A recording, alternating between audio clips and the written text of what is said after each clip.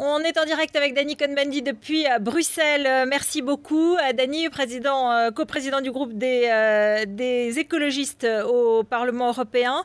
Ce soir, rencontre importante avant ce sommet crucial dans un couple franco-allemand qui tangue beaucoup. Qui a l'avantage, selon vous, ce soir ? Ça dépend. Qu'est-ce que vous cherchez? Quel avantage? C'est évident que pour arriver à des solutions raisonnables, il faut que aussi bien la France bouge que l'Allemagne, ou que l'Allemagne bouge et que la France. Et donc, aujourd'hui, il y a un désavantage des deux côtés, si vous voulez. Il y a une hypocrisie des deux côtés, et il faut quand même qu'on arrive à se parler normalement.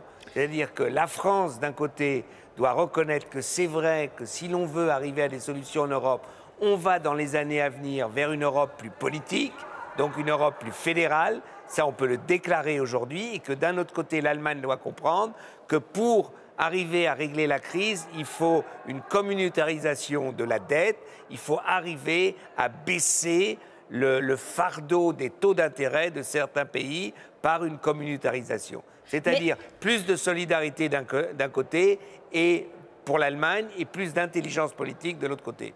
Mais on a le sentiment quand même, vous qui connaissez bien les deux pays et ce fameux couple franco-allemand, que jamais les différences n'ont été aussi importantes. Jean-François Copé à Paris dit « François Hollande a dégradé la relation franco-allemande ».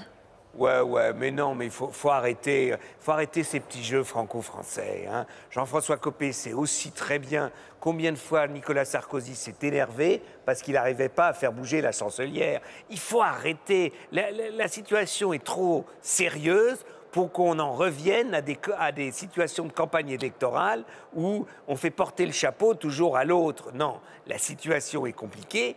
La chancelière doit persuader des Allemands que l'Allemagne devra faire encore un effort plus important pour participer au sauvetage de l'euro et de l'Europe. Et la France doit comprendre que pour y arriver, il faudra aussi donner une réponse positive à la demande, pas seulement des Allemands, de rééquilibrage de budget. Donc, si ce n'est de mettre la règle d'or dans la Constitution, mais en tout cas, d'avoir, si on veut, une planification budgétaire qui fasse que la France va retrouver dans les années à venir l'équilibre budgétaire. Les deux doivent faire un effort et ce n'est pas l'un a raison et l'autre a tort. Vous avez rencontré François Hollande cette semaine. Vous l'avez trouvé sur ce chemin du compromis ou vous l'avez trouvé raide, droit dans ses bottes sur ses convictions ? Non, moi je crois que François Hollande n'est pas quelqu'un qui est raide et droit dans ses bottes et qui dit n'importe quoi. Non, je crois que le problème de François Hollande, c'est qu'il a un parti socialiste qui est divisé.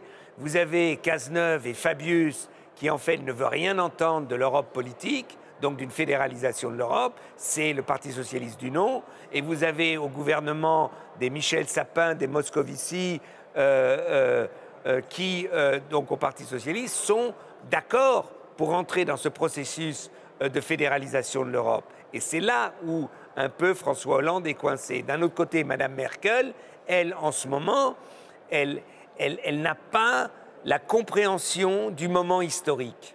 Et c'est ça qui est dangereux, si vous voulez. C'est qu'elle est complètement coincée, elle est idéologiquement coincée aujourd'hui, et qu'on a l'impression que ces déclarations, les déclarations du ministre de l'économie allemand pour une Europe plus fédérale, c'est un cache-sexe pour ne pas parler des choses qu'on doit décider tout de suite, c'est-à-dire d'essayer d'aider les Italiens, les Espagnols par exemple, à se sortir du marasme des taux d'intérêt. Voilà, donc voilà, il faut faire bouger les deux.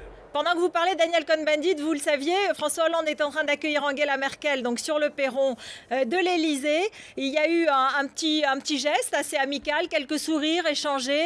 Et tous les deux sont en train de redescendre les marches de l'Élysée et vont s'adresser à la presse. On va les écouter ensemble. Vous restez avec nous. Accueillir personnellement Angela Merkel, qui vient à Paris. J'étais allé dès le 15 mai à Berlin. Et nous sommes aujourd'hui à la veille d'un Conseil européen important. Nous avons déjà bien travaillé. Il y a eu des progrès, et notamment sur la croissance, qui a été l'objet de nombreuses discussions qui ont abouti Conseil européen aura à en décider. Nous sommes aussi conscients des mesures que nous devons préparer pour la stabilité financière. Et nous voulons, l'un comme l'autre, approfondir l'union économique, monétaire et demain politique pour arriver à une intégration et à une solidarité. L'intégration autant qu'il est nécessaire, la solidarité autant qu'il est possible. Voilà l'esprit qui nous caractérise au moment où beaucoup regardent l'Europe, qui doit affirmer sa cohérence, sa force, son unité et sa solidarité. Zu empfangen in Paris. Ich selbst war ja am 15. Mai in Berlin. Wir stehen am Vorabend eines wichtigen Europäischen Rates. Wir haben schon sehr gut gearbeitet. Wir haben Fortschritte gemacht, was das Wachstum anbelangt. Zu diesem Thema hat es sehr viele Diskussionen gegeben. Und morgen wird der Europäische Rat, morgenüber muss der Europäische Rat sich zu diesem Thema äußern und entscheiden. Und wir werden auch wir sind uns bewusst, dass wir Maßnahmen ergreifen müssen, was die finanzielle Stabilität anbelangt und was die Vertiefung, und das wollen wir, die Vertiefung der Wirtschafts- und Währungsunion anbelangt und danach im Anschluss auch vielleicht eine politische Union. Dafür so viel Integration wie möglich, wie notwendig und so viel Solidarität wie möglich durchzuführen. Peut-être politique et solidarité autant que possible. Wir wissen, dass ganz Europa auf uns schaut und wir wollen sicherstellen, dass der Zusammenhang, die Kraft und die Einheit dieses Europas auch in Zukunft gewährleistet sind. Ja, danke schön. Ich möchte mich ganz herzlich für diese Einladung heute Abend nach Paris bedanken. Wir stehen in der Tat am Vorabend eines Europäischen Rates, an dem wichtige Weichen für die Zukunft Europas gestellt werden könnten, in einer ernsten Situation, aber einer Situation, bei der wir uns verpflichtet fühlen, die Zukunft Europas zu bauen mit einer starken und einer stabilen Währung, dem Euro. Wir haben Fortschritte erzielt bei der Gestaltung eines Paktes für Wachstum. Wir hoffen, dass das morgen beschlossen werden kann. Und wir werden dann über die politische Zukunft der Wirtschafts- und Währungsunion sprechen. Ich sage, wir brauchen ein Mehr an Europa und ich glaube, darin sind wir uns einig. Wir brauchen ein funktionierendes Europa, darauf schauen die Märkte. Und wir brauchen ein Europa, das sich gegenseitig hilft. Das ist der Geist, in dem wir arbeiten. Herzlichen Dank für die Einladung. Je voudrais vous remercier chaleureusement de m'avoir invité ce soir à Paris. Nous sommes à la veille, en effet, d'un Conseil européen d'une très grande importance pour l'avenir de l'Europe. La situation, il est vrai, est sérieuse et nous avons l'obligation de construire l'Europe forte et stable de demain. Des progrès significatifs ont déjà été enregistrés en ce qui concerne le pacte pour la croissance. J'espère qu'il pourra être adopté demain. Il s'agira ensuite de réfléchir à l'avenir politique de l'Union économique et monétaire. Comme je le disais, il nous faut plus d'Europe. Il nous faut une Europe qui fonctionne. Les marchés attendent cela d'elle. Et il nous faut une Europe dont les membres s'entraident les uns les autres. Merci beaucoup. Nous allons travailler. Voilà, donc une allocution très courte de chacun, donc du président et d'Angela Merkel, et une nouvelle poignée de main donc pour la première visite d'Angela Merkel à l'Élysée, la première visite à François Hollande, donc président. Et tous les deux maintenant vont s'isoler pour travailler et préparer ce fameux conseil, son fameux sommet européen. Daniel Cohn-Bendit, vous êtes en direct toujours avec nous depuis Bruxelles, bien sûr. Vous avez entendu et même compris avant nous ce qu'a dit la chancelière Angela Merkel. On a remarqué que tous les deux ont insisté sur les progrès qui ont été faits sur la croissance, sur la nécessité maintenant de réfléchir à l'avenir politique de l'Europe et à utiliser tous les deux le mot solidarité et le mot peut-être intégration ou coordination ou plus d'Europe politique. Oui, moi je crois que ça c'était prévisible. Le problème maintenant c'est le concret. C'est-à-dire que la solidarité veut dire qu'il faut trouver une forme d'intervention rapide pour que bloquer les marchés, que les taux d'intérêt en Italie, en Espagne par exemple, ne dépassent pas les 4,5-5% ou plus. Aujourd'hui, ils sont à 6-7. Donc il faut une intervention ou par le MES ou par la Banque Centrale Européenne, mais ça, il faut le décider pour maintenant. Deuxièmement, ça c'est la solidarité concrète. Deuxièmement, il faut faire attention. Pour l'instant, ce qui est sur la table, sur le paquet croissance, c'est un peu quand même, je dirais pas du blablabla, mais c'est pas autant qu'on ne le prétend, puisque c'est de mettre des sommes, de rassembler des sommes qui existent déjà. Il n'y a rien de nouveau. Et le grand problème, c'est si on veut rassurer les marchés, il faut un budget conséquent. Donc il faut des ressources propres à l'Europe. Et le débat sur le budget, les perspectives budgétaires européennes commencent à ce sommet et doivent se finir, disons, avant la fin de l'année. Et c'est là qu'on va voir s'il y a une compréhension intelligente de l'Allemagne et de la France, c'est-à-dire, vu la situation en Europe, il n'y a qu'un budget européen conséquent avec des ressources propres qui pourra nous amener à une véritable relance économique. En un mot, vous êtes optimiste quand même pour ce sommet ce week-end ou pas? Je crois qu'ils sont quand même pas complètement débiles l'un et l'autre, et les uns et les autres, donc ils devraient arriver à trouver quelque chose.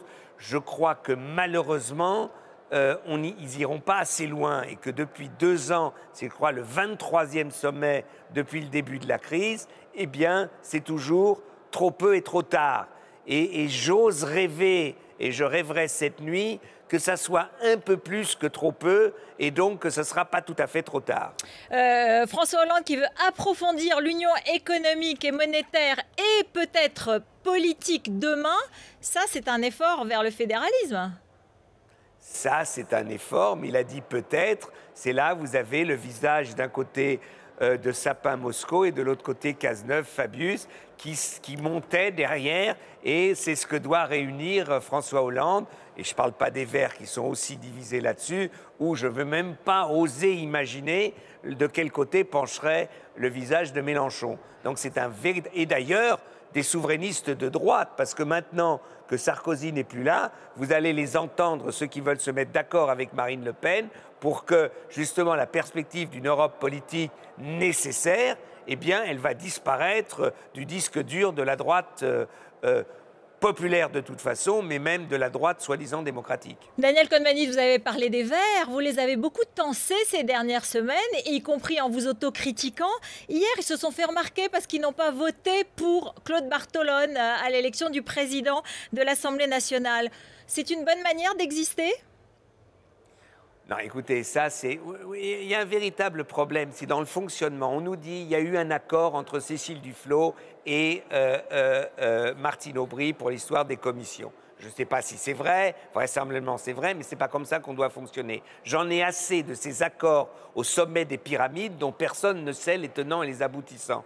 Donc je crois qu'il y a eu des erreurs des deux côtés. Maintenant, on me dit que le Parti socialiste a proposé la délégation Europe, et non pas une commission permanente, la délégation Europe à Europe Écologie Les Verts. Prenez-la, je leur dis, prenez-la, faites de cette délégation Europe une vraie commission. Alors il paraît qu'il faut changer, je ne sais pas quoi exactement, ça je ne suis pas un spécialiste juridique de l'Assemblée, mais ce qu'il faut en tout cas, c'est que, par exemple, Europe Écologie prenne justement cette commission délégation Europe et qu'ils fassent entendre leur musique sur l'Europe. Ça serait un meilleur moyen de travailler ensemble. Et maintenant, ce n'est pas tellement grave. Il paraît qu'on vous appelle l'enverdeur. Vous savez, on m'appelle ce qu'on veut. Je suis Danny Cohn-Bendit. Ça fait 40 ans que je fonctionne comme ça. Ça emmerde beaucoup de gens, mais c'est comme ça. C'est comme ça. Et où j'ai tort, où j'ai raison, des fois j'ai raison, des fois j'ai tort. Je crois que dans ma critique, j'avais raison, et que quand un parti politique a perdu plus de la moitié de ses militants, eh bien la direction qui passe le témoin devrait faire une autocritique. Parce que c'est bien beau d'avoir un groupe, et j'étais pour, au Sénat et à l'Assemblée, mais si on perd la moitié de ses militants, on perd dans la société. Et ça, c'est un état de fait que personne ne peut nier. Est-ce que l'Allemagne peut perdre l'euro, gagner au sommet européen, mais perdre sur le terrain de football l'Euro 2012 ? Bien sûr, l'Allemagne peut perdre contre l'Italie, peut perdre contre l'Espagne ou le Portugal. Vous savez, ces 4 équipes se tiennent maintenant. Ça sera, on verra. L'Allemagne a une bonne équipe. l'Allemagne s'identifie à un Turc et un émigré tunisien. Donc, moi, je trouve ça très drôle. Hein, quand on connaît un peu l'état d'esprit des Allemands, eh bien l'Allemagne peut gagner, mais l'Allemagne peut perdre. L'Italie peut gagner demain. Et l'Espagne, vraisemblablement, même si ce n'est pas sûr, va battre le Portugal. Et une finale Espagne-Allemagne, si jamais l'Allemagne bat l'Italie, ce n'est pas gagné d'avance pour les Allemands. Donc, les Allemands n'ont pas encore gagné l'Euro. Ils peuvent gagner l'Euro, mais ce n'est pas fait. Voilà, ce seront des beaux matchs de foot. Et Sami Nasri sera devant sa télé à regarder ça, et ça lui fera du bien. Vous avez été choqué par son comportement, Sami Nasri, qui s'excuse aujourd'hui? Oh, écoutez, c'est tous des gosses. C'est les comportements. Il y a trop d'argent dans le foot. Et ça, c'est pas la faute de Sami Nasri. C'est tout ce système. Ce système de foot, c'est des enfants gâtés qui jouent au football, qui vont au bordel et qui jouent au PlayStation. Voilà leur vie. Donc, il faut, voilà, et maintenant, il faut revoir tout ça. Ces jeunes, ils doivent aussi pouvoir faire autre chose que le football. Ils ont fait près de 60 matchs dans l'année. Ils s'entraînent tout le temps. Je veux dire, ce sont des cadences infernales. Il faut les sanctionner, il faut les sanctionner. Non, il faut de bons éducateurs. Moi, la méthode, la pédagogie du fouet, ça n'a jamais marché. Ça n'a jamais marché. Et imaginez, on sanctionne pendant 2 ans Sami Nasri. Sami Nasri, avec Manchester City, remporte la Champions League. Il devient un des grands champions européens. Et on aura l'air de quoi? On se dira, ah ben oui, mais c'est vrai qu'il a été grossier. Mais vous savez, il n'y a pas que lui qui est grossier. Hein? Il y a quand même pas mal de politiques qui sont grossiers. Il y a pas, dans la société, il y a beaucoup de gens qui sont grossiers. C'est le langage des banlieues, des fois. Donc, c'est l'agressivité à cause du désespoir social. Donc, il faut faire attention. Moi, je dis... vous savez, moi, je suis très impressionné par l'entraîneur italien, comment il se comporte avec Balotelli. Hein, il est entraîneur et travailleur social. C'est ce qu'il faudrait. Merci beaucoup. C'est l'exemple à suivre. Je peux continuer pendant des heures. On fera une émission complète sur le football. Daniel Cohn-Bendit, merci beaucoup d'avoir été en direct avec nous depuis Bruxelles. Restez avec nous.